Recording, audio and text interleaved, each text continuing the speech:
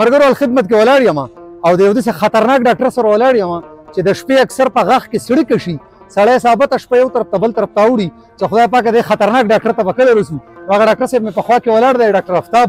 ما ورته پرون ویل ډاکټر صاحب خبرې وکړو. ډاکټر صاحب ویل چې خبرې کول خو ډېر ګران کار دی. نو ما ورته راځي ډاکټر صاحب ګپ شپ لګو. ډاکټر صاحب ډېر لوی کار یې وکړو. زه خو ولته ته سلوټ پیش کوم او شکریه به یې نه ادا کوم ځکه چې شکریه ځکه نه ادا کوم چې د تکلیف وخت دی سر. که په دې کې تاسو ما ته وایئ چې یاره ته ما ته حاجي صاحب یو زه به تا ته حاجي صاحب هغه شی به ګرانېږي.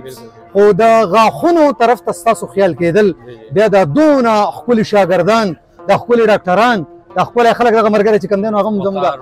وقار ته ورسوچ شه. وقار زما په خیال په دې کیمپ کې راټولو نه ښکلی سړی دی اورې هغه چې کوم دی زموږ جدا دغه. نو ډاکټر صاحب د غاښونو طرف ته ستاسو څنګه خیال راغی چې یاره غاښونه هم چې کوم دی نو لکه حالانکې خلک ابل اوس ما چې بېګا پیغام ورکړو یو کس ماته وي چې یاره دا خو خلکو ته د ړونو تکلیف دی دماغو تکلیف. ما ورته دقه څه وویې ما وې پته به دې نه ولګي چې په دې نیمه شپه دې به یې غاښ کې سړي کراله که نه زه بیا تا ته ووایم چې وروره د اړه دا هر څه او اوس غاښ سره یې کمپیر کا. زما خو 2-3 پیرې په غاښ درد راغلی والله تعالی دې صوت سره خو وکړي پای کې کار شوی برابر یو. خو سر دا څنګه آیډیا راغله چې یاره دا هم پکار ده؟ داسې وجې سیلاب نه بعد چې کله مونږ فیلډ ته لاړو فیلډ کې 2-3 ورځې بعد مونږ لاړو نو هلته د خلکو اورل هایجین مونږ خو زیاتر فوکس په خوله باندې چې مونږ اورل هایجین وکړو نو ډېر زیات کمپرومایز و. خلکو ایون برشونه نه وو مطلب څوک سطح نه دي وزګار شوي برش چا نه دی کړی مخ چا نه دی وینځلی نو مونږ خو مین فوکس په خوله باندې.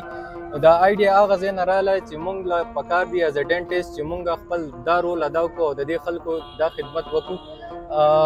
چې مونږ د خولې سره ریلیټډ څونه بیماریانې دي هغوی دې ته ډایګنوزز وکړو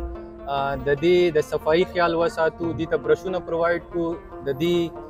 ټوت پیسټ ماوث واشز او دا پرووایډ کړو. هغې نه بعد مونږ خپل ملګرو کې مشوره وکړه زه ډاکټر وقار زموږ د نور ملګري نو مونږ وی چې ښه خبره به چې یو کیمپ ارینج کړو. په کیمپ کې بیا مونږ ته خپل ډونیشنز وکړو ټوت برشز واغستو ټوت پیسټ واغستو نو هغه مونږ دلته راوړو او دې خلکو ته مونږ پرووایډ کړو. دې له مونږ اورل هایجین انسټرکشنز ورکړو دې د څه بیماریانې وي هغې میډیسن یې وله ورکړو. هغې نه بعد بیا دوی ته مونږ ووایو چې دا ستاسو بیماریانې دي دا دلته پاسبل نه دي دا کلینکس ته تاسو راشئ نو مونږ فري اف کاسټ به تاسو له د دې ټریټمنټ. نو ډاکټر صاحب دا ټول بوج به ستاسو په اوږو راځي که نه دا وقار به د سره ومي او دا نور ملګري دا به تاسو ځکه چې دا خو هغه یو ډاکټر صاحب ووایي چې داسې تقریبا 500 نه ابف اوپیډي شوه 700 نو فرض کړه په دې کې که اوس 200 کسانو د غاښ لانجې چې د هغې هغه صوت وایي هغه تاسو ته RCT وایي که نه یا فیلینګ دی یا دا څیزونه دي دا به تاسو په یو بل داسې تقسیموئ که نه دا ټول بوج به ستاسو اوږو نه راځي؟ مونږ تقریبا آلموسټ 15 ډاکټرز یو هغې کې ډاکټر وقار زیات هغه اغستی دی ډاکټر عبید ما ډاکټر عماد زموږ ملګری ډاکټر حسنین ډاکټر شیراز مونږ ټولو دا هغه کړې ده چې مونږ پیشنټ ډیوایډ کوو او مونږ ورته ورکړي دي خپل خپل کلینیکونو اډرسز ورته هم ښولې دي چې دا دلته راتلی شي مونږ فري اف کاسټ به تاسو ته کوو. نو یوازې په ما باندې بوج نه راځي زما ملګرو زما سره ډېره ښه ګډه زبردست زه هم خدای پاک ته داسې ملګري مونږ له عمره کړي ځکه چې مونږ ټول تقسیم یو وکیلان دي برابر دي که ډاکټران دي برابر دي خو صرف مونږ تقسیم یو. ملګرو یو ځای کې مې غالبا چې حکایت کتلی وي چې کله ابراهیم علیه السلام د اور ته وویشتو نو یوې کوترې به په خوله کې اوبه راوړې او د برې نه به یې ویشتې نو اعلان دی غالبا چې که زه پکې غلطېږم الله تعالی دې معافي وکړي ویې د شیطان پر وخندل چې ای کوترې ته چې کوم دی لکه ستا په دې خولې په اوبو باندې به څه وشي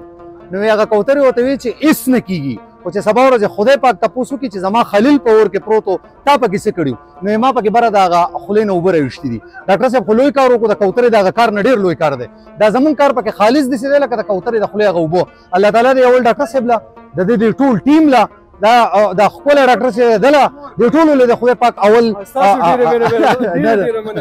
هېڅ نشته مین کار ستاسو کوریج دی چې زموږ میسج چې دی هغه ټولو خلکو ته ورسېږي. په دې کې زموږ مین کار چې دی هغه دا دی چې د پوسټ فلډ انسټرکشنز چې دي نو هغه پکې مونږ ورکړي دي چې د چا لکه څه انجریز راغلي دي یا هغوی ته مونږ دا وینا کړې چې تاسو کور کې خوټ کېدلي اوبه استعمالوئ یا که تاسو نور څه ایشوز یا تاسو 11 22 یا ایمبولینس دا به څنګه کال کوئ په ایمرجنسي ټایم کې. نو زه په خپله ډېر زیات مشکور یم د ډاکټر آفتاب غفور صاحب د ډاکټر سمیع رحمان صاحب او د ډاکټر عبید الله چې هغوی موږ له پلیټفارم راکړو زموږ ته دې ټول ځوانانو ملګرو چې دې زموږ سره نن د سهار د 9 بجو نه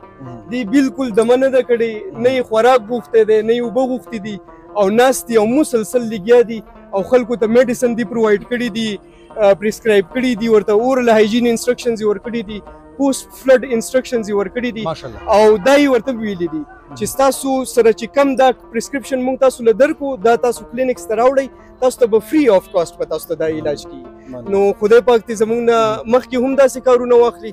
او الله پاک دې کړي چې دغه شانتې ټول پښتانه د یو بل سره که هغه په هر حال وي که په خوشحالۍ وي که په خفګان وي که په آفت وي که په هر څه چې مونږ ټول د یو بل سره ودرېږو نو دا هېڅ پرابلمز هم نه دي دا به مونږ ډېر په اسانۍ باندې ټیکل کوو د خیر سره او په آخر کې ستاسو ډېر مننه نه یو بل ته مننه نو خپل رول به پلی کوو په آخر کې بس دغه خبر وکم چې هغه لکه مونږ ټول هغه د کوترو مثال لې بس په خوله کې به لګي اوبه رالو په دې اور به یې ورولو او د ډاکټر صاحب ډېره زبردسته خبره وکړه چې یاره مونږ یوازې د خدای پاک په آفتونو مونږ نه متحد کوي خدای پاک دې مونږ د یو بل په خوشحالو هم یو ځای کوي که نور څه تکلیفونه یې په هغې د مو خدای یو ځای کوي زما په خیال زموږ دا خبرې ډېرې اوږدې شوې الله تعالی دې ټول پښتانه د یو موټي شان ساتي د لوی الله په امان